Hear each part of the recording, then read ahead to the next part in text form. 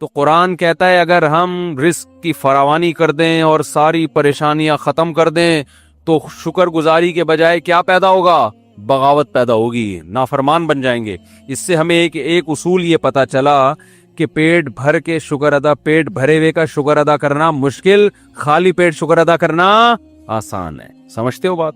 اب ہونا تو یہ چاہیے کہ پھر ہم اللہ سے دعا مانگیں کہ اے اللہ تو ہمیں ٹینشنیں دے دے تاکہ ہم تیرے قریب ہو جائیں، لیکن حدیث میں ہمیں اس سے منع کیے۔ اللہ سے یہ دعا مانگو، اے اللہ تو نے خود قرآن میں کہا ہے قلیل من عبادی الشکور، کچھ بندے میرے ایسے ہوتے ہیں کہ جن کو نعمتیں ملتی ہیں پھر بھی وہ دین پہ قائم رہتے ہیں، ہوتے ہیں لیکن مارکیٹ میں ایسے لوگ کیا ہیں؟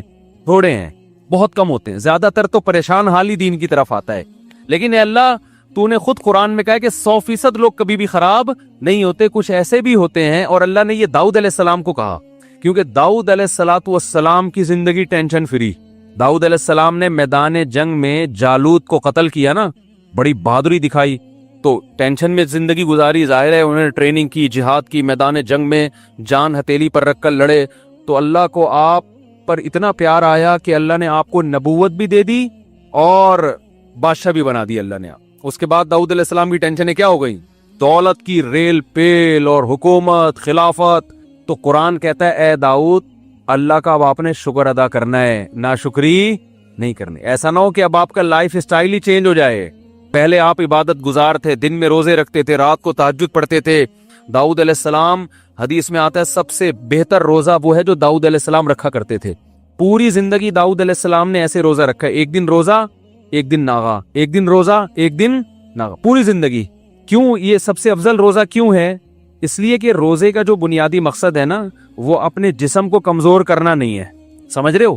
کیونکہ حدیث میں آتا ہے المؤمن القوی خیر من المؤمن الضعیف، طاقتور مومن کمزور مومن سے اللہ کو زیادہ محبوب ہے۔ اگر روزانہ روزے رکھ کے کمزور ہو جائیں گے تو پھر لڑے گا کون ہے بھائی؟ جہاد میں کیسے لڑیں گے؟ گھر بیوی بچوں کے حقوق کیسے ادا کریں گے؟ محنت کیسے کریں گے؟ یہ تو مسلمان تو ترقی میں پیچھے رہ جائیں گے نا۔ اور اگر اس چکر میں کہ کمزور نہ ہو، روزہ ہی نہ رکھیں تو یہ بھی غلط ہے، کیونکہ صرف جسمانی طاقت نہیں چاہیے، ہمیں روحانی طاقت بھی چاہیے۔ اور روحانی کہاں سے آتی ہے؟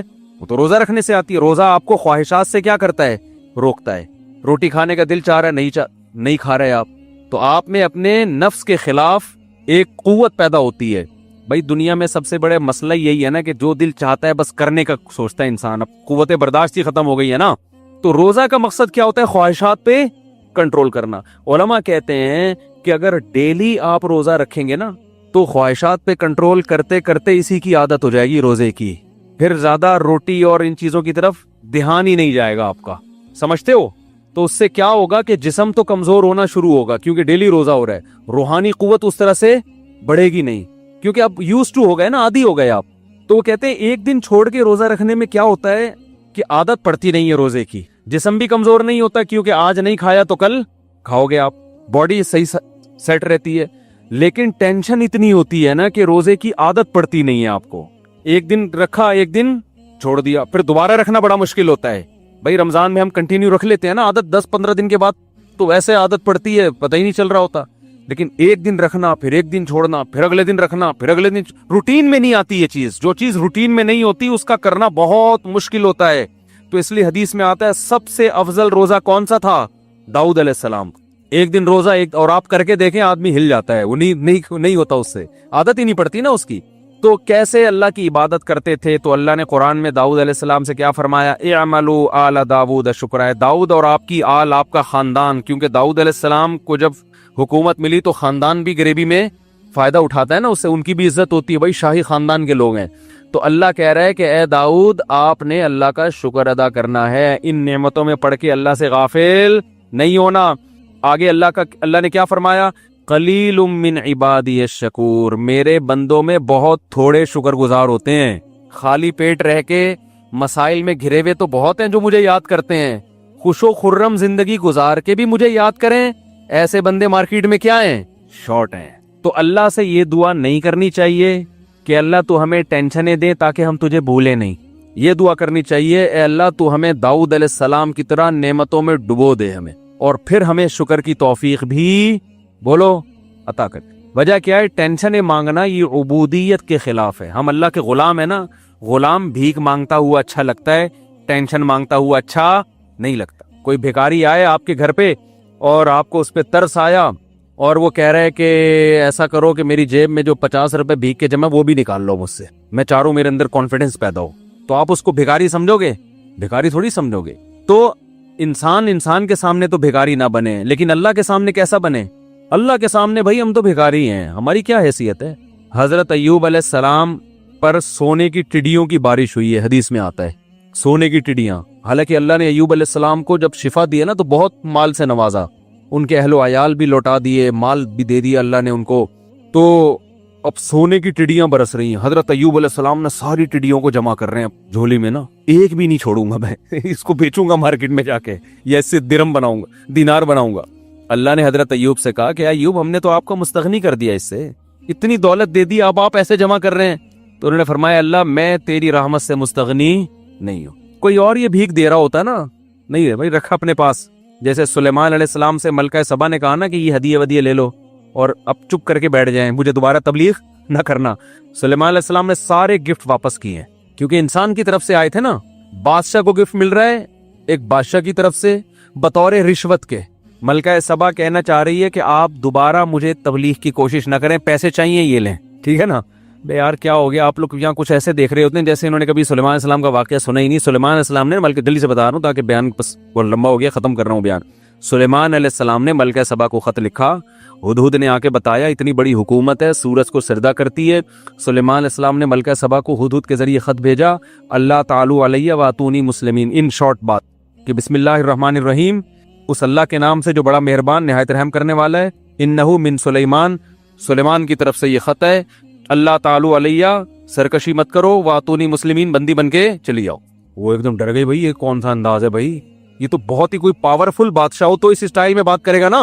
بھائی کمزور آدمی تو پوری کتاب لکھ کے بھیجے گا, پھر ایکچولی کہے گا ایکچولی میں آپ سے یہ کہنا چاہتا تھا. جیسے ہم امریکہ سے جب بات کرتے ہیں تو ہم کیسے بات کریں گے, سر پلیز آپ دیکھیے تھوڑا سا بجٹ ہمارے لیے بھی کچھ رکھیں, ایکچولی ہمارے یہاں غربت بہت ہے, ہم بڑی لمبی چوڑی بات کریں گے نا. لیکن مثال کا پاور ہوتی ہے پھر اس کا اسٹائل کیا ہوتا ہے, چینج ہوتا ہے. جیسے وہ ایک آدمی نے کسی کو چاقو دکھایا کہ تیری جیب میں جو کچھ ہے نکال لے, اس نے بندوق نکال لی. اب کچھ کہنے کی ضرورت نہیں ہے, مطلب اب تیری جیب میں جو کچھ ہے اور اگر بندوق جیب میں نہ ہوتی تو وہ کیا کر رہا ہوتا ہے, ایکچولی دیکھیں میرے چھوٹے چھوٹے بچے ہیں یار, میرا ابھی موبائل میں نے خریدا, یہ لمبی چوڑی بات کر رہا ہوگا. تو سلیمان علیہ السلام چونکہ پاورفل تھے تو ملکہ سبا بھی پاورفل تھی, لیکن سلیمان علیہ السلام جتنی نہیں تھی. سلیمان علیہ السلام نے لیٹر بھیجا, اللہ تعالی علیہ, سرکشی مت کرو, وہ اتونی, آ جاؤ, مسلمین, فرما بردار بن کے. تمیز سے باقی ڈسکس ہم کھانے پہ کریں گے, ڈنر پہ ہم بات چیت کریں گے کہ میں نے آپ کو بلایا کس سلسلے میں, ٹھیک ہے نا. تو وہ سلسلہ یہ ہے کہ آپ سورج کی عبادت چھوڑ دو, توحید پہ آ جاؤ. مجھے اللہ نے پیغمبر بنا کے بھیجا ہے اسی کام کے لیے, اسی سلسلے میں نے آپ کو بلایا تھا, سمجھتے ہو. تو ملکہ سبا کو اندازہ ہوا کہ بھائی یہ تو بڑا عجیب انداز ہے ان کا. تو ملکہ سبا نے کیا سوچا کہ شاید ان کو پیسوں کی لالچ والچ ہو, تو میں اتنے قیمتی گفٹ ان کے پاس بھیجتی ہوں کہ دوبارہ اس قسم کا لیٹر نہیں بھیجیں گے. جیسے کراچی میں جب بھتہ خوری چل رہی تھی نا, تو کسی بدماش کا دکان پہ فون آتا تھا, اتنے پیسے لے کے فلاں جگہ پہنچ جا, تو پہنچ جاتا تھا بیچارہ تھیلا لے کے, سر یہ ہے آئندہ میں خود ہی پہنچا دیا کروں گا, آپ فون کرنے کی زحمت نہ فرمائیں. تو ملکہ سبا یہ سمجھی کہ شاید یہ بھی معاذ اللہ لالچی ہیں, ان کو پیسے ویسے چاہیے. تو جب وہ آئے نا ہدیے ودیے کروڑوں روپے کے ہدیے لے کر, تو سلیمان علیہ السلام نے یہ نہیں ایوب علیہ السلام کی طرح سارے ہدیے جمع کر لی, لاؤ بھائی شاباش بھائی, گودام بھرے بھائی, چل گودام کا دروازہ کھول, مال لوڈ کر. ایوب علیہ السلام تو یہی کر رہے تھے نا کہ وہ چادر میں ساری ٹڈیاں جتنی بھی گری ہیں کہ ایک بھی نہ رہ جائے, ساری جمع کرو, ایک بھی نہیں چھوڑوں گا. تو سلیمان علیہ السلام بھی تو یہ کر سکتے تھے نا کہ بھائی سارا مال جمع کرو, نہ کیونکہ وہ انسان کی طرف سے تھا نا, اور بادشاہ کی طرف سے تھا, ایک ملکہ کی طرف سے اپنی دھونس جمانے کے لیے. تو کہہ رہے ہیں بھائی, سلیمان علیہ السلام نے الفاظ کیا کہے, ارجع الیہم, کہا کہ فلن اتمدوننی بمال, پیسے دینا کہ میری مدد کرنا چاہتے ہو, فما آتانی اللہ خیر مما آتاکم, میرے رب نے جو مجھے نعمتیں دی ہیں وہ تم سے بہتر, میں تمہارے ٹکڑوں کا محتاج نہیں ہوں. دیکھو انسان جب انسان سے بات کرے تو اس اسٹائل میں بات کرے, بڑوں سے نہ شروع کر دیں, ابا سے کہیں ابا آپ کو پیسے دے رہے ہیں, ابا میں آپ کے ٹکڑوں کا, چھوٹوں کی اپنے جیسوں سے جو محبت سے گفٹ دے رہا ہوں وہ تو ٹھیک ہے, لیکن جو دھوس جمانے کے لیے دے رہا ہوں نا, تو خریدنے کے لیے آپ کو, اس کے ساتھ یہی اسٹائل ہونا چاہیے. ابے اللہ نے हमें बहुत कुछ दिया है, तुम्हारे टुकड़ा के मोहताज नहीं है, समझते हो। तो सुलेमान अलैहिस्सलाम ने क्या फरमाया, मा आतानी अल्लाहु खैरुम मिम्मा आताकुम, मेरे रब ने जो मुझे दिया है वो तुम्हारी नेमतों से बहुत ज्यादा।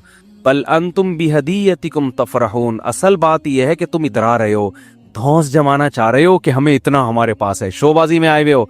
फिर कहने लगे यरजि इलैहिम, कासिस से कहा वापस चला जा आराम से, और अब खत नहीं आएगा, अब खत नहीं आएगा। फलनअतियन्नहुम बिजुनूदिन ला क़िबल लहुम बिहा, अब लश्कर आएगा और ऐसा लश्कर लेके मुल्क सबा पे हमला करूंगा कि ये उसका मुकाबला नहीं कर सकते। वाला नुखरिजन्नहुम मिन्हा अज़िल्लतन, सबको रुसवा करके मुल्क बदर कर दूंगा मैं। वो डर गई भाई, ये पैसों की लालची नहीं है। तो ये जो अंदाज सुलेमान अलैहिस्सलाम का था, ये तकब्बुर नहीं है, इसको कहते हैं इस्तिगना, कि मखलूक के सामने भिखारीपन नहीं दिखाना।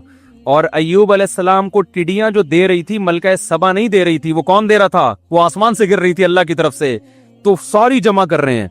तो अल्लाह ने कहा कि अय्यूब क्या हमने आपको मुस्तगनी नहीं कर दिया, हमने तो बहुत दौलत दी आपको। तो अय्यूब अलैहिस्सलाम ने कहा अल्लाह मैं तेरी रहमत से मुस्तगनी नहीं हूं, जितना दे मैं भिखारी हूं। अब भिखारी को आप पैसे निकाल निकाल के देते रहो ना, 6 महीने खड़ा रहेगा, जाएगा नहीं वहां से, बल्कि जितना दोगे ना कहेगा और दे दो। तो अल्लाह को मखलूक, हम सब फकीर हैं अल्लाह के दर के, तो अल्लाह के सामने ये कि मैं क्या भाई, जो कुछ दिया अल्लाह नहीं दिया तुम्हें तो और दे दो। मूसा अलैहिस्सलाम ने भी यही मूसा अलैहिस्सलाम के साथ भी हुआ। मूसा अलैहिस्सलाम ने जब 2 बच्चियों को पानी पिलाया कुएं पे, मुसाफिर थे, कोई कसम फुर्सी की हालत में थे, ना कोई ठिकाना है, ना खाने का इंतजाम, ना कोई मुलाजमत, तो 2 लड़कियों को पानी पिलाया। तो अब उनके दिल में ख्याल हुआ कि अगर इनमें थोड़ी सी हया हुई, गैरत हुई, तो हो सकता है ये अपने वालिद से बताएं और वालिद मुझे इसकी उजरत दे दें, पैसे दे दें। बहुत अहम टेक्निकल पॉइंट है, इसको समझें कि हो सकता है इनके अब्बा मेरे लिए कोई पैसों का उजरत दे देना कि तुमने मेरी बेटियों की खिदमत की है। इम्कान था ना। अब होना तो ये चाहिए था कि भाई जाके उन लड़कियों से कह देते देखो मैं मुसाफिर हूँ, मैंने तुम्हें पानी पिलाया है और मुझे भूख भी लग रही है, ना मेरे पास कोई ठिकाना है, तो तुमने बताया तुम्हारे अब्बा बूढ़े हैं, तो अब्बा से जाके बोलो कि कुछ थोड़ा सा रोटी पानी का इंतजाम हो जाए। होना तो ये चाहिए था ना। लेकिन मूसा अलैहिस्सलाम ने ऐसा बोलो नहीं किया। क्यों? इसलिए कि इससे ये मैसेज जाता कि लेबल खिदमत का है, मगर इसके पीछे अपना मफाद है। 2 पॉइंट है, बस ये बात करके बयान खत्म करता हूँ, बहुत अहम पॉइंट है। देखो मूसा अलैहिस्सलाम जब गए ना उन लड़कियों के अब्बा से मिले, बाद में जाके अब्बा ने कहा कि आप 10 साल बकरियां चराओ, ये खिदमत आप करोगे, इसके बदले में मेरी बेटी आपके निकाह में। यहाँ मूसा अलैहिस्सलाम खिदमत का मुआवजा ले रहे हैं कि नहीं ले रहे? बोलो ना। सीधा साफ कह रहे हैं कि मेरा महर ये कि 10 साल में बकरियां चराऊंगा, लेकिन आपकी बेटी मेरे निकाह में आपको देनी है, यही महर है। यहाँ खिदमत का मुआवजा ले रहे हैं और वहां खिदमत की है तो 1 रुपया नहीं मांग रहे। दोनों में फर्क क्या है? बात आ रही है समझ में? फर्क ये है कि वहां खिदमत में जाहिर ये था, लेबल जो लगा हुआ था खिदमत बराए खिदमत का लेबल था। क्योंकि जब देखा कि 2 बच्चियां पीछे खड़ी हुई हैं, तो हजरत मूसा को उन पे तरस आया और उनके पास जाके पूछने लगे मा खतबुकुमा, भाई रश लगा हुआ है, लोग अपनी बकरियों को पानी पिला रहे हैं, पानी निकाल रहे हैं, तुम दोनों यहाँ क्यों खड़ी हुई हो? उन्होंने कहा हमारा बूढ़ा बाप है, वो आ नहीं सकता और मर्दों के रश में हम जा नहीं सकते। तो उस वक्त मूसा अलैहिस्सलाम ने ये नहीं कहा था कि ठीक है मेरे रोटी का इंतजाम कर दो तो मैं डोल भर के दे देता हूँ, वहां ये नहीं कहा। वहां खिदमत हो रही है और लेबल भी खिदमत बराए खिदमत का। ये शो किया जा रहा है कि मुझे तुम पे तरस आ रहा है, और हकीकत में यही था, मुझे तुम पे तरस आ रहा है, तुम्हारा नंबर तो 6 घंटे के बाद आएगा, कोई बात नहीं, मैं खिदमत कर देता हूं, मैं लाके तुम्हें डोल दे देता हूं। डोल से पानी निकाल के उनको दे दिया, जाओ भाई अपने घर जाओ। तो वहां चूंकि खिदमत का लेबल खिदमत का था, वहां दिल में ये लालच रखना जायज नहीं था। जैसे कि आजकल लोग खिदमत कर रहे होते हैं किसी बूढ़े की, मकसद होता है कि कोई वसीयत लिख के चला जाए हमारे नाम। बॉस की खिदमत हो रही है, लेकिन मकसद है कि हमारी तनख्वाह बढ़ा दे, चापलूसी हो रही है। अम्मा के पांव दबाए जा रहे, बेगम के साथ बहुत अच्छे बन गए, नीयत ये कि दूसरी शादी की इजाजत दे दे। बास जब मर्द उसी का इरादा करता है ना, बेगम के साथ बहुत अच्छा सलूक शुरू कर देता है, वो औरतें समझ जाती हैं इसके इरादे नेक नहीं है।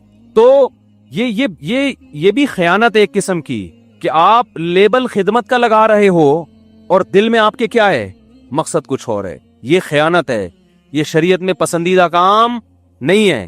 تو وہاں موسیٰ علیہ السلام نے لیبل چونکہ خدمت کا لگایا تھا، اس لیے ان سے نہ روٹی کا مطالبہ کیا، نہ یہ کہا کہ میں مسافر ہوں میرے لیے کوئی انتظام ہو جائے رہائش کا، کچھ ایک حاجت بھی ذکر نہیں کی۔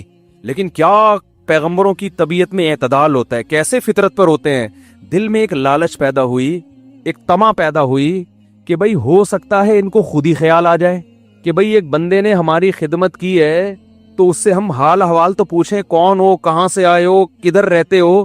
وہ لڑکیاں چلو شرم کی وجہ سے نہیں پوچھیں گی، جب وہ گھر جا کے بتائیں گی تو ابا پوچھیں گے بھئی روزانہ تو 6 گھنٹے لگتے ہیں، آج اتنی جلدی کیسے آ گئی؟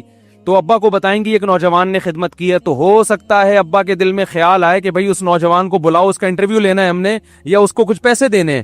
یہ ساری چیزیں حضرت موسیٰ کے دماغ میں پیدا ہونا شروع ہوئی، مگر ان لڑکیوں سے نہیں کہہ رہے۔ مگر اب یہ بھی نہیں ہے کہ جب حضرت موسیٰ کے دل میں یہ خیال آیا تو اللہ سے بھی نہ کہیں، نہ ہاتھ اٹھا کے اللہ سے دعا مانگنا شروع کر دی کہ اللہ میرے دل میں یہ خیال تو آ رہا ہے کہ شاید یہ مجھے بلائیں، ان کے والد صاحب کوئی پیسے ویسے دے دیں مجھے، اس کے اجرت دے دیں تاکہ میرے لیے 1-2 وقت کی روٹی کا انتظام ہو جائے، ٹھکانہ مل جائے۔ تو اے اللہ میں ان سے تو نہیں کہہ رہا، کیونکہ پھر ان کے دل میں یہ وسوسہ آ سکتا ہے کہ یہ اس خدمت کے پیچھے معاذ اللہ لالچ تھی، جبکہ میری خدمت کے پیچھے کوئی لالچ نہیں تھی۔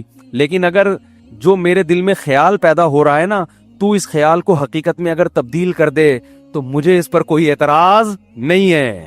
تبھی دعا مانگی، ثم تولا الی الظل، قرآن کہتا ہے درخت کے سائے کے نیچے آئے اور اللہ سے دعا مانگ۔ جب بچیوں کو پانی پلایا نا لڑکیوں کو، تو فوراً درخت کے نیچے آ کے کھڑے ہو کر کہنے لگے ربی انی لما انزلت الی من خیر فقیر، اے اللہ تو نے اگر میری طرف کسی خیر کے نازل کرنے کا ارادہ کر لیا ہے تو میں اس کا فقیر ہوں، محتاج ہوں، اپنے فیصلے سے پیچھے نہیں ہٹنا۔ ٹھیک ہے نا؟ کیا زبردست بلاغت ہے قرآن کی، اور پیغمبر کیسے اعتدال پر ہوتے ہیں۔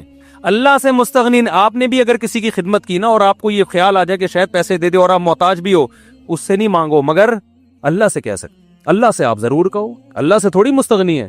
تو اللہ نے آپ کی دعا ایسی قبول کی کہ ان کے والد نے تو کہا تھا، بچیوں کو بھیجا کہ جاؤ اس نوجوان کو ہم اجرت دینا چاہتے ہیں۔ والد بھی یہی چاہتے تھے ان کو اس کے پیسے دیں، غیرت مند تھے نا کہ بھئی ایک نے خدمت کی، اگرچہ بغیر اجرت کے کی ہے لیکن ہم بغیر اجرت کے خدمت نہیں لیتے، ہم معاوضہ دیتے ہیں۔ یہ غیرت مند ہونے کی علامت ہوتی ہے۔ اور جو بے شرم ہوتے ہیں ایک نمبر کے، وہ مزدوروں سے ڈبل کام لیتے ہیں اور پیسے جو اس کی اصل بنتی ہے نا وہ بھی کم وقت 2 مہینے ڈیلے کر دیتے ہیں۔ ایسے بھی مارکیٹ میں آپ کو بے شرم ہول سیل کے حساب سے ملیں گے۔ ادھر موسیٰ علیہ السلام کے جو سسر تھے وہ فری کی خدمت کے بھی کہہ رہے نہیں، فری میں نہیں بلکہ اس کا معاوضہ دوں گا، اور یہاں پہلے بتاتے ہیں تمہاری یہ دہاڑی ہے، کام اس سے زیادہ لیتے ہیں اور ٹائم پہ اجرت نہیں دیتے۔ تو یہ غیرت کے بالکل الٹ ہو گئے کہ نہیں ہو گئے؟ تو اب بتاؤ کون سا اچھا ہے، بے غیرت بننا اچھا ہے یا غیرت والا بننا اچھا ہے؟ جب غیرت والے بنو گے نا تو اللہ کے وہ معاملات ہوں گے جو موسیٰ علیہ السلام کے ساتھ ہوئے اور ان کے سسر کے ساتھ ہوئے۔ پھر غیب سے اللہ کی مددیں ایسے ہوتی ہیں۔ تو حضرت موسیٰ علیہ السلام گئے ہیں، ان لڑکیوں نے کہا کہ بھئی ہمارے والد آپ کو اجرت دینا چاہتے ہیں، اور وہ اجرت جب پورا انٹرویو ہوا تو حضرت وہ جو انہوں نے تو کہا میں اپنی ایک بیٹی آپ کے نکاح میں دینا چاہتا ہوں۔ پورا گھر کا انتظام ہو گیا کہ نہیں ہو گیا؟ بھئی شادی بھی ہو گئی، ملازمت بھی مل گئی، بھی بکریاں چرانی ہے، کھانے پینے کا بھی انتظام، بیگم بھی مل گئی، مسافر کو اور کیا چاہیے بھائی؟ سارے انتظامات ہو گئے۔ کیوں؟ دعا بڑی تگڑی مانگی تھی۔ تو یہ کانسیپٹ ہی غلط ہے۔ تو اس لیے قرآن کیا کہتا ہے، الذین ضل سعیہم فی الحیات الدنیا، یہ وہ لوگ ہیں جنہوں نے دنیا میں بہت ساری کوششیں کی اور وہ سمجھتے رہے کہ ہم صحیح ٹریک پر ہیں۔ اب دیکھو ہندو جو مندر میں جا کے عبادت کرتا ہے اس کی نیت بھی بھگوان کو خوش کرنے کی ہے، ساری زندگی خوش کرتا رہے لیکن بھگوان اس سے خوش بولو نہیں ہوگا۔ وہ کہا کہ کیا دلیل ہے کہ تم نے ان بتوں کو میرے ساتھ شریک کر لیا، ان کے سامنے کیوں جھک رہے ہو؟ کیا لگتے ہیں تمہارے بھائی؟ کرتے رہو کوششیں ساری زندگی، کچھ بھی نہیں حاصل ہوگا، بار برباد ضائع۔ مشرکین مکہ کیا کرتے تھے؟ دیکھو جوا کھیلتے تھے، اور جو بھی جوئے میں رقم جیتتا، جیسے فار ایگزامپل سب نے 1000 روپے ملائے، 10 بندوں نے، تو 10,000 روپے ہو گئے۔ جو جوا جیتے گا اس کو کتنے مل جائیں گے؟ 10,000۔ تو وہ کیا کرتا تھا؟ اب غریبوں کو کھانا کھلاتا تھا۔ اس سے عربوں میں سخاوت تھی نا، بھائی غریب کو کھانا تو کھلانا ہے، ہر شخص چاہتا تھا میں کھلاؤں، پیسے ہوتے نہیں تھے یار، 1000 روپے میں کیسے کھلاؤں؟ جذبہ بہت اچھا تھا، کہتے چلو جوا کھیلتے ہیں، جو جیتے گا وہ کھلائے گا، تو جیت جاتا تھا یہ کھلاتا تھا۔ اللہ نے اس کے بارے میں کہا 100 کیا، یعنی مفہوم قرآن و سنت کا اپنے الفاظ میں بیان کر رہا ہوں، اس طرح تم 100 نہیں 1 کروڑ لوگوں کو بھی کھلاؤ گے बेकार। कोई ना सिर्फ ये कि सवाब नहीं मिलेगा, हराम कमाने का गुना, जुआ खेलने का गुना। इन्नमल खमरू वल मैसिरु वल अंसाबु वल अज़लामु रिजसुन पलीद, अल्लाह की नजर में पलीद कहलाओगे, जुआरी कहलाओगे। क्या कहलाओगे? जुआरी, सट्टेबाज, जुआरी, पलीद, नापाक, कैसे कैसे नाम दिए अल्लाह ने जुआरियों को जो जुआ खेलते हैं। हालांकि वो मेहनत करके क्या कर रहे हैं? गरीबों को खिला रहे हैं, मेहनत भी हो रही है, नीयत भी उनकी अच्छी है। लेकिन भाई बात यह कि आपने पहले पूछा तो है नहीं कि खुदा इस अमल से खुश होता भी है कि नहीं होता। तो मैं ये अर्ज कर रहा था, कामयाबी के लिए दो चीजों का होना बहुत जरूरी, चाहे दुनिया की कामयाबी हो चाहे आखिरत की कामयाबी। नंबर 1 मेहनत, नंबर 2 प्लानिंग। मेहनत हो प्लानिंग ना हो बेड़ा गर्क, प्लानिंग हो मेहनत ना हो बेड़ा बोलो गर्क। अब प्लानिंग में क्या चीज आती है? मेहनत तो खुद ही करनी पड़ेगी। प्लानिंग में आती है सबसे पहले, जब भी आप किसी काम की, मिसाल के तौर पर आपने एक हदफ बनाया, मैंने पैसा कमाना है। ये मैं इसलिए मिसाल देता हूं कि असल हदफ हमारा होना चाहिए जन्नत में जाना है, लेकिन मिसाल पैसे की दो ना तो फौरन समझ में आना शुरू हो जाती है। जन्नत में भी इसी तरह ही जाएगा आदमी। तो प्लानिंग का क्या मतलब? भाई कम से कम मेहनत में ज्यादा से ज्यादा कैसे कमाया जा सकता है, कम से कम मेहनत में ज्यादा से ज्यादा कैसे कमाया जा सकता है। और प्लानिंग में सबसे पहला जो जुज़्व है ना प्लानिंग का, वो है मशवरा। उन लोगों से मशवरा लेना जो उस काम के एक्सपर्ट हो, उन लोगों से मशवरा। सबसे पहली बात मशवरा हो, मशवरा किन लोगों से हो? जो उस काम के एक्सपर्ट। नंबर 2, नंबर 3 बल्कि एक्सपर्ट होना भी काफी नहीं है, आपके साथ मुखलिस भी हो। क्योंकि आपने, किसी ने दूध की दुकान खोली हुई है, आप मशवरा लेके उसी के पड़ोस में दूध की दुकान खोल रहे हो, वो आपको अच्छा मशवरा देगा? क्या कहा कम तेरी चल गई, मेरे तो बैठ गया बट्टा। तो आप बेवकूफ हो, आप उससे मशवरा क्यों ले रहे हो? आज एक बंदा आया, ससुर को पैसे दिए हुए उसने बिजनेस के लिए, शायद बैठे हुए हो यहीं पे, बिजनेस के लिए पैसे किसको दे दिए? अपने ससुर को। बर्बाद। अब लड़ाइयां घर में चल रही हैं, फड्डे, ये मेरे पास है। मैंने कहा तुम मेरे बयान इतना अरसा से सुन रहे हो, तुम्हें यार अभी तक इतनी समझ नहीं आई कि कारोबार के लिए किसी को पैसे देने वाला बड़ा बेवकूफ और जो लेके वापस कर दे वो उससे बड़ा बेवकूफ। एक दफा मैंने ये बात बताई, जो किसी को पैसे देता है ना इस जमाने में कारोबार के लिए बड़ा बेवकूफ, और जो लेके वापस कर दे उससे बड़ा बेवकूफ। तो किसी ने मुझे कहा कि ये तो गलत बात है, लेके वापस करने वाला उससे बड़ा बेवकूफ क्यों? वो तो शरीयत में वाजिब है। मैंने कहा जिसको हमारी बात समझ में ना आए ना, वो इन दोनों से बड़ा बेवकूफ। मैंने कहा तू इन दोनों से बड़ा बेवकूफ है। आप समझ में आ गया? जो इस जमाने में किसी को पैसे दे बेवकूफ, जो लेके वापस कर दे उससे बड़ा बेवकूफ, और जिसको ये मिसाल समझ में ना आए वो इन दोनों से बड़ा बेवकूफ, इन दोनों से बड़ा बेवकूफ। भाई हर चीज का एक मतलब होता है, उस मतलब को अगर समझाना शुरू कर दें फिर वो मजे नहीं रहता उस बात में। वो मतलब खुद ही समझो इसका मतलब क्या है।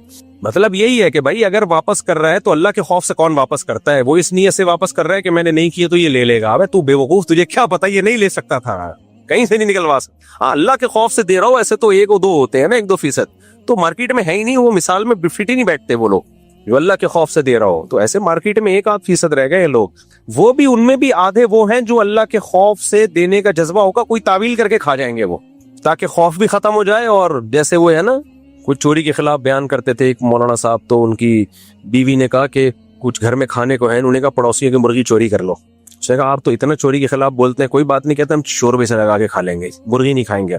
तो अब जब मुर्गी पक गई तो वो उंडेल रही है और मुर्गियों का पीछे कर रही है। बोटी को कह रहे जो खुद से आए उसको आने दो, उंडेलो, हम थोड़ी निकाल रहे हैं भाई, ये तो खुद से आ रही है। तो थोड़ा सा खौफ था ना, तो उन्होंने ये तावीलात करना शुरू कर दी।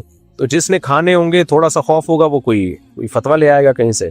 तो खैर, तो इसलिए मेरे भाई दौलत दौलत दौलत दौलत हर वक्त ये बातें मत किया करो। कमाने से अल्लाह मना नहीं कर रहा, कमाने की मेहनत भी करो और प्लानिंग भी करो। हो जाए ठीक है, नहीं हो जाए तो भी ठीक है, क्योंकि जिनको मिल गया साले वो भी मरेंगे थोड़े दिन में। तो मैं बता रहा था, हम जब जामे तुरशी से निकलते हैं, करीब में कब्रिस्तान है, तो मैं अपने आप को खिताब करके बोलता हूँ, आना कहाँ है? इधर ही आना। बार बार बोलता हूँ बेटा थोड़े दिनों की बात है, ज्यादा टाइम नहीं है, आधी सदी गुजर गई और ये अच्छी गुजरी है, आगे क्या है? बुढ़ापा, 4 शादियों की खाली बातें रह जाएंगी बातें, तो आगे बुढ़ापा, तो बहुत जल्दी टाइम गुजरता है। इसलिए किसी के पास दौलत है, कोई ज्यादा इतराने की जरूरत नहीं है, कोई बहुत खुश होने की जरूरत नहीं है। अल्लाह का शुक्र अदा करो, ठीक है, अल्लाह ने नहीं है तो भी ठीक है यार। तो इसलिए یہ جو موٹیویشن اسپیکرز آ رہے ہیں بیڑا غرق کر رہے ہیں لوگوں کا. ایسے طریقے سے آپ بھائی لوگوں کو ترغیب دو جس طریقے سے فائدہ ہو لوگوں کو, ڈپریشن ختم ہو. آپ ان کو محنت, اصل جو موٹیویشن دینی چاہیے وہ دو چیزوں پہ بھائی, کوئی بھی کام کرنا ہے محنت اور پلاننگ. اس کے طریقے آپ لوگوں کو بتاؤ کہ محنت کیسے کی جاتی ہے اور صحیح سمت میں محنت کیسے کی جاتی ہے. کوئی یوٹیوبر آ کے لوگوں کو پیسہ کمانے کی ترغیب بھی دے رہا ہے تو بھائی ترغیب برائے ترغیب سے کچھ نہیں ہوتا. وہ پہلے سے سب کو پتا ہے پیسہ میں کیا کچھ ہے, پیسہ ہوتا ہے, سب کچھ ہو جاتا ہے پیسے سے, سارے کام بن جاتے ہیں, سب کو پتا ہے. یہ کوئی نئی نالج نہیں ہے جو آپ مارکیٹ میں لے کر آ رہے ہو. آپ لوگوں کو اگر بتانا ہے تو آپ بتاؤ ہارڈ ورکنگ کیسے کی جائے گی اور آپ کی سمت کیا ہونی چاہیے. یہ غلط طریقے ہیں, ان طریقوں سے پیسہ کمانے کی کوشش کرو گے تو نہیں آئے گا, برباد ہو جاؤ گے. ان طریقوں سے کماؤ گے تو آئے گا. یہ کام جو کر رہے ہے وہ ٹھیک کر رہا ہے, اور وہ بھی اتنا بتائے کہ ان طریقوں سے کرو گے تو امید ہے کہ آ جائے. نہیں آئے تو کوئی ایسی بات نہیں ہے, آپ نے اپنا فرض پورا کر لیا. سب کو نہیں ملتا. تو یہ جتنی مثالیں دی جا رہی ہوتی نا, اس نے محنت کی, اس کے پاس پیسہ. مثال ہمیشہ وہ ہوتی ہے, دیکھو جب بھی کوئی بین الاقوامی سطح پہ ریسرچ ہوتی ہے کسی میڈیسن کی, کسی خوراک کی, تو یہ نہیں ہوتا غفار بھائی کو یہ دوا کھلائی ٹھیک ہو گئے, ستار کو کھلائی ٹھیک. نا 1,00,000 آدمیوں پہ تحقیق ہوئی, ان میں سے کتنے ٹھیک ہوئے, کتنوں کے جنازے اٹھے, اس کے بعد جا کے اس میڈیسن کو مارکیٹ میں لانچ کیا جاتا ہے. سب سے پہلے چوہوں پہ تجربے ہوتے ہیں, اس کے چوہوں پہ کہ کتنے مر گئے کتنے بچ گئے. پھر جب دیکھتے ہیں کہ چوہے سارے بچ رہے ہیں اور سب فٹ فاٹ ہو رہے ہیں, پھر انسانوں پہ آتے ہیں, انسانوں پہ تجربے ہوتے ہیں. یہ شروع میں جو شوگر کی دوا ایجاد ہوئی تھی, ہمارے فرمایا کرتے تھے اس کے چوہوں پہ تجربے ہوئے, اور زبردست کامیاب تجربوں کے بعد انسانوں پہ جب تجربے ہوئے نا, پہلا انسان ہی مر گیا جس پہ ٹیکا لگا نا ٹین. پھر وہ دوبارہ ہوا کہ مسئلہ کیا ہوا ہے. تو اتنے پروسیس سے گزرنے کے بعد میڈیسن مارکیٹ میں لانچ کی جاتی ہے, جو ویکسین لانچ کی جاتی ہیں, پھر اس کے بعد جا کے ڈاکٹر ذمہ داری لیتا ہے. بھائی یہ ہے, ایسا نہیں ہوتا کہ ہمارے جو موٹیویشنل اسپیکر ہیں پیسہ کمانے کے, اس نے کمایا, غفار نے کمایا, دیکھو کروڑ پتی بن گیا, ستار نے کمایا. ابے بھائی ایسا نہیں ہے. کتنے لوگوں نے محنت کی, اس کے بعد کتنے لوگوں کو اس کا ریزلٹ ملا ہے. کل ایک مجھے کسی نے ویڈیو بھیجی, وہ ویڈیو میں بتا رہا ہے کہ یوٹیوب کے چینلوں پہ ویوز بڑھانے کا طریقہ, کہ آپ کے ویوز سب سے زیادہ ہوں. 5 سال یا 4 سال پہلے اس نے ویڈیو ڈالی تھی اور 250 ویوز ہیں اس کے. کسی نے بھیجا کہ طریقہ یہ بتا رہا ہے ویوز بڑھانے کے, واچنگ ٹائم بڑھ جائے. اپنا واچنگ ٹائم 2 منٹ بھی نہیں ہے. تو یہ ہے میرے بھائی. زیادہ تر لوگ جو پیسہ کمانے کا طریقہ بتا رہے ہیں نا یوٹیوب پہ, یہ وہ ہیں جن کو خود پتہ ہی نہیں ہے. تو انہوں نے کہا چلو کمانے کا طریقہ بتا کے پیسہ کما لو, شاید اس سے کچھ پیسہ آ جائے. تو اس لیے محنت بھی کرو, پلاننگ بھی کرو, اور نظر کس پہ رکھو بھائی, اللہ پہ. دولت رکھنا برا نہیں ہے, دولت سے دل لگانا برا ہے. لوگ علماء کے پاس پیسہ دیکھ کے کہتے ہیں یہ پیسے کے عاشق ہو گئے. نا آپ کو کیا پتا کہ ان سے پیسہ چھن جائے تو ان کو غم ہوگا کہ نہیں ہوگا. میں نے بڑے بڑے علماء کو دیکھا ہے, کروڑ پتی تھے, سب پیسہ ختم, کچھ بھی نہیں ہوا, پھر بھی خوش ہیں. تو جو آدمی کم ظرف ہوتا ہے نا, وہ اپنے حساب سے سوچ رہا ہوتا ہے, کیونکہ دنیا دار آدمی کے دل میں دنیا کی محبت ہوتی ہے, گاڑیوں کی, بنگلوں کی, پیسے کی. تو وہ سمجھتا ہے کہ سارے میرے جیسے ہی ہیں. جیسے جو ٹھرکی ہے نا, ٹھرکی, واقعات میں سناتا اس لیے نہیں ہوں لوگ وہ نہ سمجھے, لیکن میں بہت چینج کر کے سناتا ہوں تاکہ جس کا واقعہ ہے وہ نہ سمجھے کہ میری بات ہو رہی ہے. کئی سال پہلے مجھے یاد ہے, ایک میں جب مسائل بتایا کرتا تھا, فون پہ بہت زیادہ کال سنا کرتا تھا, تو ہوا یہ کہ ایک کیس آیا, بیچاری بچی کے ساتھ نا, بعض گھر میں بغیرت قسم کے باپ اور بھائی ہوتے ہیں. اس بچی کو کے خاندان میں ایسے بغیرت لوگ تھے جو ان کی نظریں ٹھیک نہیں تھی. اب وہ بچی شادی ہو کے گئی, غلط خاندان سے شادی ہوئی اس کی, یعنی غلط خاندان میں تھی. تو ہم نے مشورہ دیا بھائی آپ جس کو چھوڑو, شادی ہو کے کسی اچھے خاندان میں چلی گئی. وہ ان کی نظریں خراب نہیں تھی, لیکن اس کو لگتا تھا ہر ایک کی نظر کی, یہ وہم بیٹھ گیا اس کے دماغ میں. اب یہ بلا وجہ شک کرنا شروع ہوئی, یہ بھی غلط ہے وہ بھی غلط ہے. تو ہمیں اندازہ ہو گیا اب یہ نفسیاتی مسئلہ بن چکا ہے. وجہ کیا ہے, اس نے جس ماحول میں ٹائم گزارا وہاں اس کو شریف لوگ ملے نہیں. اب جو شریف ہیں اس کو وہ بھی برے لگ رہے ہیں, حالانکہ ان کی نظر خراب نہیں. یہ ہوتا ہی نیچرل ہے. جو آدمی علماء صلحاء میں رہا ہی نہیں ہوتا نا, میجورٹی تو پیسے میں پل رہی ہے, دولت, ہر طرف پیسوں کی باتیں, تو ان کی کھوپڑی اتنی خراب ہو جاتی ہے کہ وہ سمجھتے ہیں جیسے ہم دنیا مردار کے عاشق ہیں. اگر کسی مولانا یا بزرگ کے پاس پیسہ آ گیا تو یہ بھی ایسے ہی عاشق ہیں. وہ بھائی سارے آپ جیسے نہیں ہوتے. پیسے کی دل میں محبت ہے یا نہیں, اس سے نہیں پتا چلتا کہ آپ پیسہ رکھ رہے ہیں کہ نہیں رکھ رہے. یہ پتا جب چلتا ہے, چھن جاتا ہے تو غم کتنا ہوتا ہے. میں نے اللہ والوں کو دیکھا ہے, ان کے کاروبار میں لاکھوں روپے ڈوب گئے, زیرو پہ آگے کھڑے ہو گئے, پھر بھی خوش, کوئی ٹینشن نہیں کہہ رہے اللہ کا شکر ہے 2 وقت کی روٹی ہے بھائی کھا رہے ہیں. پھر دوبارہ دے دیا اللہ نے. ہمارے حضرت کا اتنا پیسہ ڈوبا تھا نا, یہ الائنس والا ضیاء الحق کے دور میں آیا تھا, بہت سارے لوگوں نے پیسہ لگایا. جیسے یہ مزاربت اسکینڈل نہیں تھا ابھی, ایک مفتی صاحب تھے, مفتی ہوتے نہیں, ایک تو ہر پاگل سے پاگل کے نام کے ساتھ مفتی لگا ہوا ہے. اب تو مجھے کوئی بتایا نا مفتی صاحب میں گھبرانے لگتا ہوں, اللہ خیر کرے. نارمل صاحب ہوتے تو میں مل لیتا, بھائی مفتی صاحب ہے پتہ نہیں کہاں سے فارغ ہیں. ایک نے اتنا فراڈ کیا میرے ساتھ, ایک بڑے ادارے کا نام لیا, جامعہ فاروقیہ کا. نام لینے میں کوئی حرج نہیں ہے. ایک مولوی ہے, بڑی نور چہرے پہ ایسا برس رہا ہے, میرے پاس آیا, میں جامعہ فاروقیہ کا مفتی ہوں. میں مل لیا, میں نے کہا ہوں گے بھائی تشریف لائیں, عزت بھی کر رہا ہوں. ہر جگہ منجن بیچتا ہوا نظر آ رہا. بعد میں پتا چلا جامعہ فاروقیہ کا مفتی نہیں ہے یہ.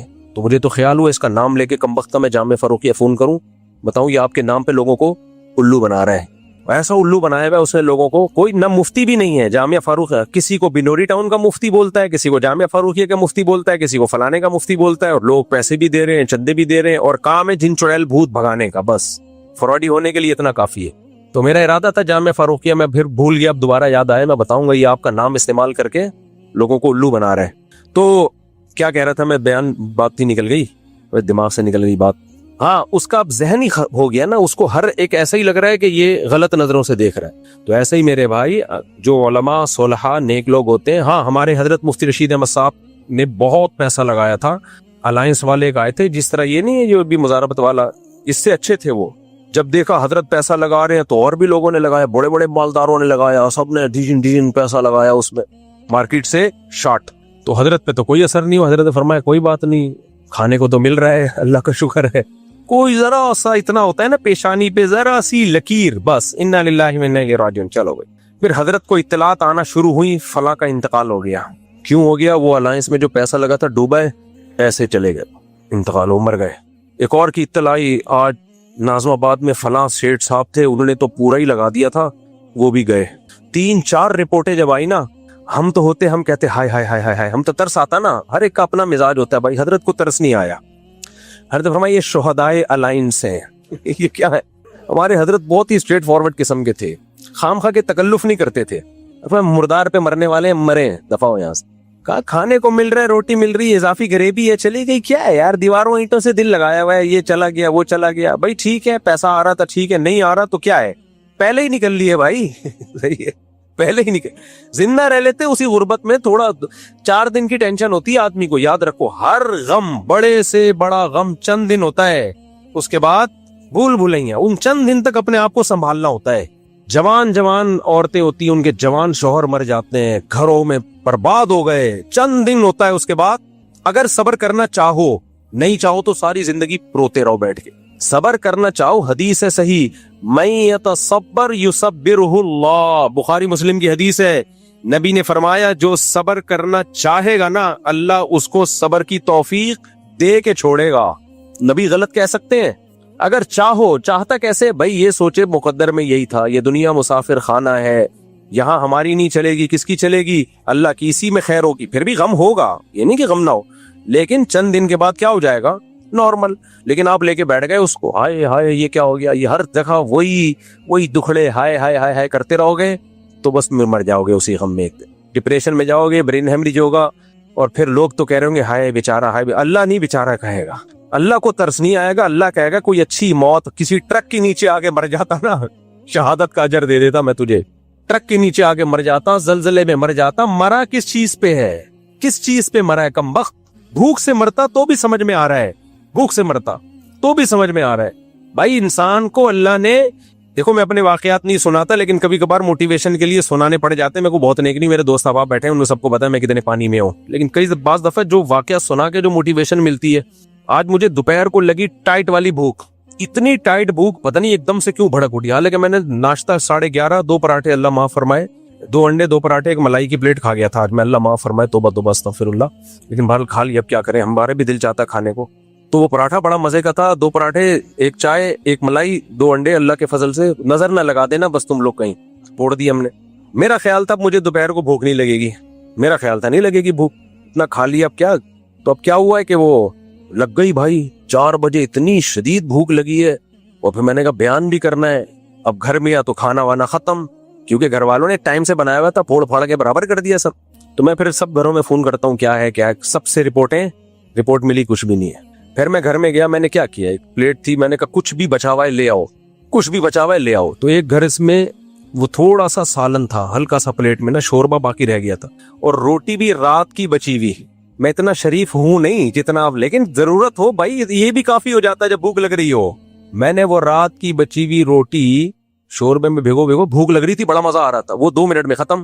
میں نے بچوں سے پوچھا اور کچھ ہے, انہوں نے کہا وہ دال بچی ہوئی ہے. میں نے کہا وہ لے آؤ, 2 نوالے دال کے, وہ کھا گیا. میں نے کہا اب دال کی دیگچی لے آؤ, دیگچی کو رگڑا. میں نے کہا اب یہ شوربے کی دیگچی لے کر آؤ, شوربے کی دیگچی کو رگڑا, ایسے نا پورا شیشے کی طرح چمکایا. میں نے کہا اور کیا ہے, پیٹ بھر رہا ہے نا آہستہ آہستہ. اور بھوک میں سوکھی روٹی بھی مزہ کرتی ہے. اس وقت اللہ کی قسم میں یہ سوچ رہا تھا کہ خدا نے ہمیں جو نعمتیں دی ہیں نا, ہمیں یہ بنتا ہی نہیں ہے کہ ہم اپنے آپ کو غریب کہیں اور یہ آیا ہے. میں یہ ایسا نہیں کھاتا, اللہ کا فضل ہے میرے کو. ایسا نہ کل تھے آپ لوگ کوئی نظر نیاز لائیں میرے گھر میں, مجھ سے یہ کھا لیں, ہم نے حلیم پکایا, وہ سب اچھا کھاتے ہیں ہمارے گھر میں. لیکن ایک مثال دے رہا ہوں کہ فوری طور پر بجائے میں ہوٹل سے منگواؤں, ہوٹل سے پیٹ میرا خراب ہو کے بھی میں نے پوری میڈیسن سے اپنا علاج کیا, میرا پیٹ اب صحیح ہوا ہے. میں نے کہا یار یہ ٹھیک, تو وہ رگڑا, پھر وہ شوربہ رگڑا, پیٹ نہیں بھرا, وہ ظاہر ہے آدھی روٹی میں وہ سب تمام تھوڑا تھوڑا تھا. پھر میں نے کہا دیکھو کچن میں کچھ بھی پرانی دیگچی نکلا ہے نا, وہ لے کر آؤ. تو وہ چنے کا سالن مل گیا, وہ کھایا, اتنے میں اللہ کا شکر ہے سیر ہو.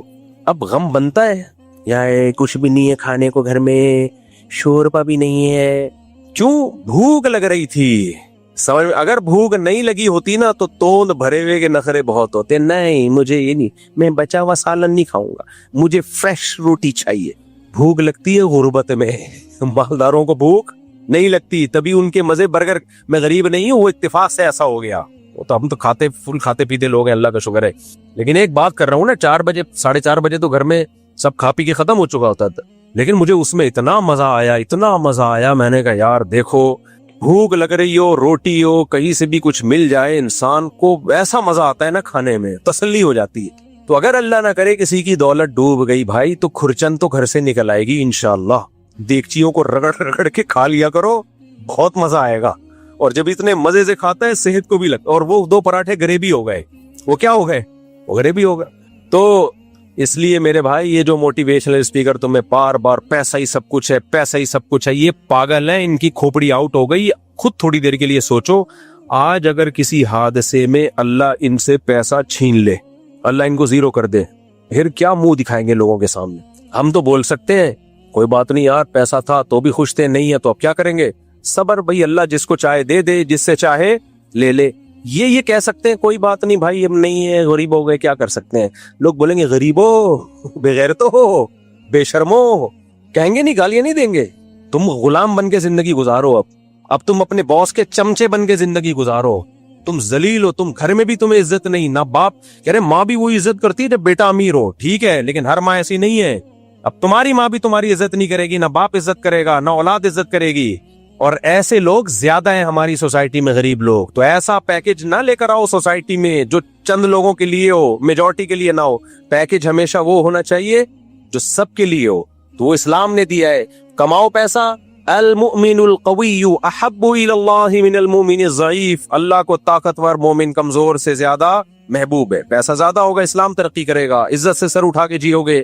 لیکن اللہ نے ساتھ ساتھ یہ بھی بتا دیا کہ یہ صرف تمہاری محنت پہ نہیں, اس میں میرے ارادے کا بھی دخل ہے. میں چاہوں گا تو ہوگا, نہیں چاہوں گا تو نہیں ہوگا. لہذا اگر نہیں ہے تو صبر کرو. کیا سوچ کے صبر؟ موسیٰ کلیم اللہ مسکین تھے, غریب تھے. سید الانبیاء صلی اللہ علیہ وسلم مسکینوں کے سردار تھے, مسکینوں کے سردار تھے. صرف سلیمان اور داؤد علیہ السلام کے پاس پیسہ تھا پیغمبروں میں.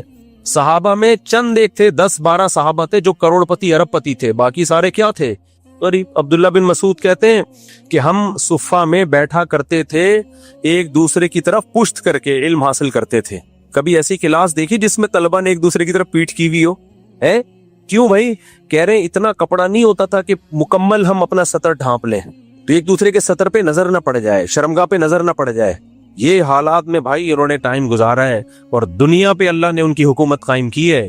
تو اس لیے کوشش کرو پیسے کی, دل پیسے سے ہرگز مت لگاؤ. دل لگانا ہے صرف اللہ سے, کیونکہ کوئی ابھی وہ بیچارہ انڈیا میں جہاز گرا, وہ سارے شہید جو مسلمان تھے. ہندو کو تو شہید نہیں کہہ سکتے, لیکن سب ختم ہو گیا نا حساب کتاب.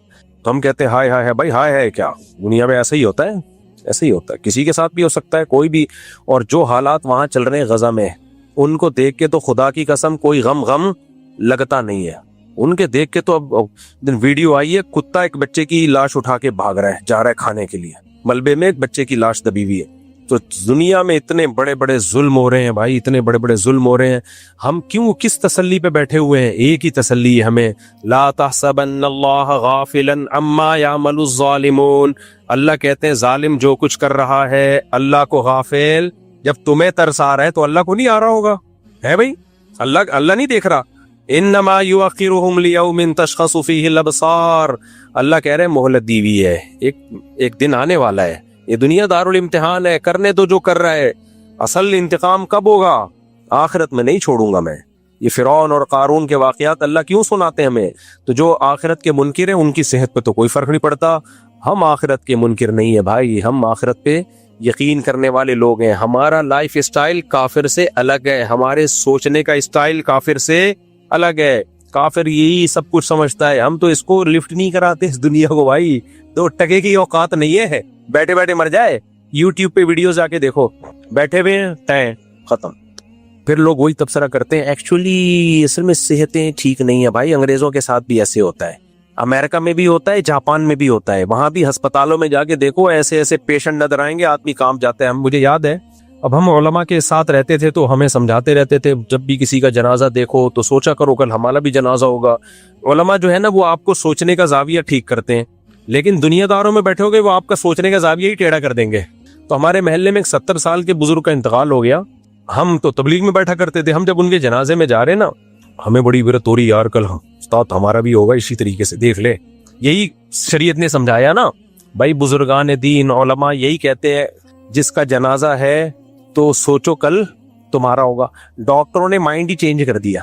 اب کیا ہے, ہم تو یہ سوچ رہے ہیں کل ہمارا بھی, ہم بچپن میں سب شرارتی ہوتے ہیں, ہم بھی تھے, تو ہمیں خیال آ رہا ہے اب شرارتیں چھوڑ دو بھائی, اب انسان کے بچے بن جاؤ. ایسے ہم سوچتے ہوئے جا رہے ہیں, دیکھ لے کل تیرا بھی, تو بھی لیٹا ہوا ہوگا. صحیح ہے, گھنٹیاں بجا کے بھاگنا ختم کر دو. کسی مسلمان کو تکلیف دینا گناہ ہے.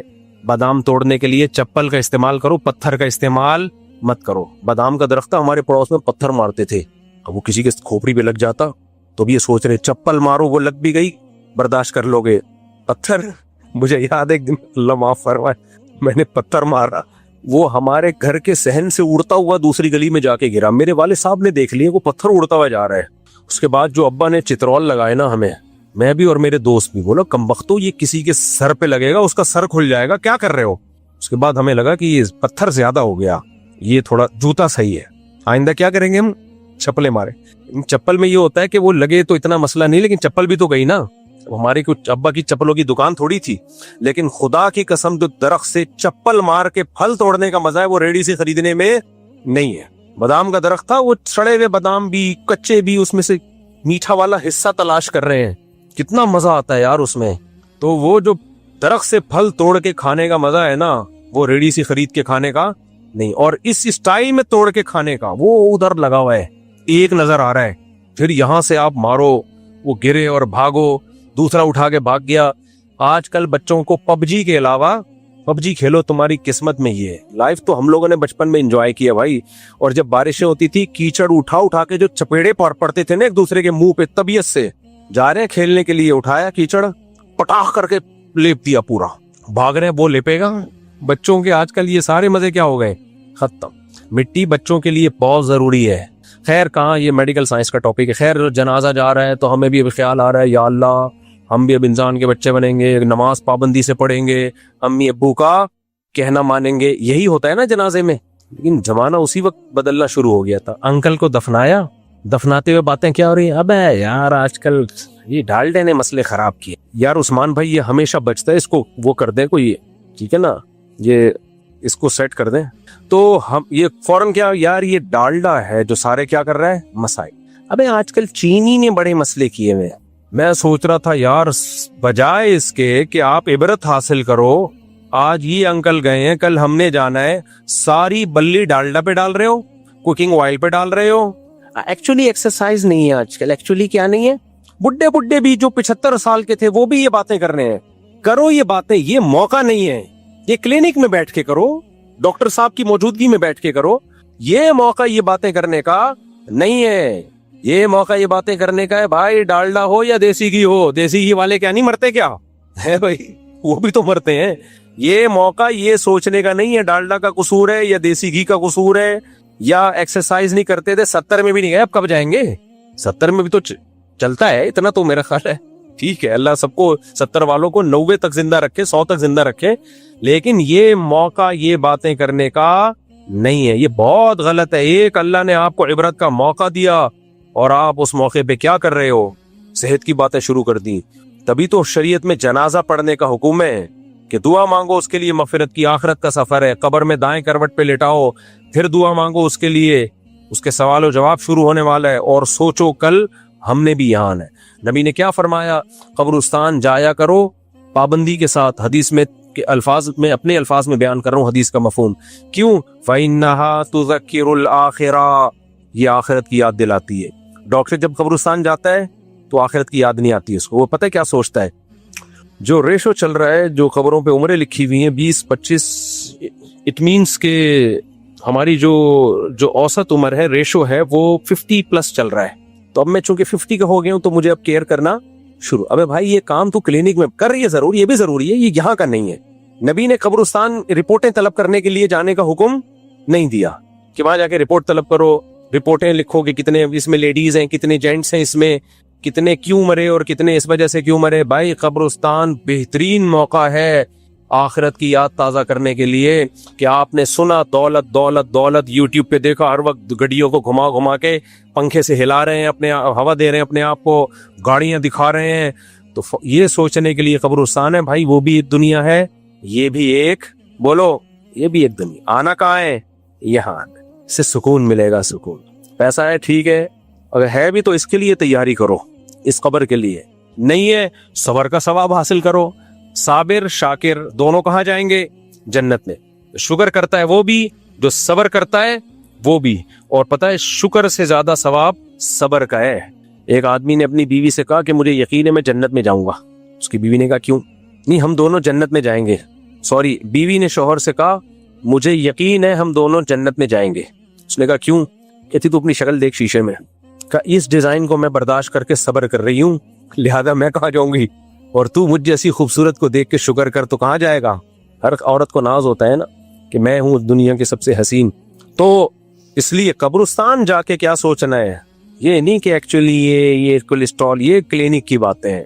یہاں جا کے بھائی ایک سب نے کہاں آنا ہے, اور سارے کولیسٹرول کی وجہ سے ہارٹ اٹیک سے نہیں گئے ہوئے ہوتے, بہت سے تمام تر احتیاطیں کر کے زندگی گزار رہے ہوتے ہیں. جہاز کریش ہو گیا ہوتا ہے, جاپان میں بھی ٹرینوں کے حادثے ہوتے ہیں, اور جب جاپان میں ہوتا ہے نا تو وہ جاپان کے حساب سے ہوتا ہے. ہماری لوکل ٹرینیں ٹکراتے بھی ہیں نا تو ٹکر ہونے میں بہت ٹائم لگتا ہے, ان کا پتہ چل جاتا ہے آگے سے ٹرین آ رہی ہے, اسپیڈ ہی نہیں ہوتی, وہ پہلے سے پٹری سے خود ہی اتر جاتی ہے. وہ لوگوں کو پتا ہوتا ہے آگے پٹری ٹوٹی ہوئی ہے, گائے کھڑی ہوئی ہے, یہ ہے وہ ہے, کافی سمجھ جاتے ہیں لوگ. جاپان میں ایسا نہیں ہوتا, 400 500 300 کلومیٹر فاسٹ ٹرینیں, جو اللہ نہ کرے جب ٹریک سے اتری گئے سب کچومڑ بن گیا. لیکن وہ میڈیا پہ نہیں ڈالتے یہ سب چیزیں. تو وہاں ایسا ہوتا ہے بھائی, اور ان کے ٹیکے بھی بڑے زبردست. غلط ٹیکا لگا تو وہ سچی مچی کا غلط ہوتا ہے. وہ ہمارا تو ڈاکٹر جس کو غلط سمجھ رہا ہوتا ہے اتفاق سے وہ صحیح ہوتا ہے, اتفاق سے وہ کیا ہوتا ہے. ہمارے تو زہر بھی خالص نہیں ہے بھائی. کتنے لوگوں نے خودکشی کی بچ گئے کیونکہ وہ زہر خالص ہی نہیں تھا. جاپان میں ایسا نہیں ہے, جب زہر ہے 100% موت ہے اس میں. تو زہر پی لیتے ہیں خواتین خودکشی, وہ بلیچ نکلتا ہے, وہ کچھ اور چیز نکل آتی ہے کہ وہ زہر تھا ہی نہیں. اس پہ چوہے مارنے کی دواؤں پہ کتنے دفعہ چوہوں نے کھا کے جا رہے ہیں, اتنا مزہ آ گیا ان کو, کچھ ہو ہی نہیں رہا ان کو.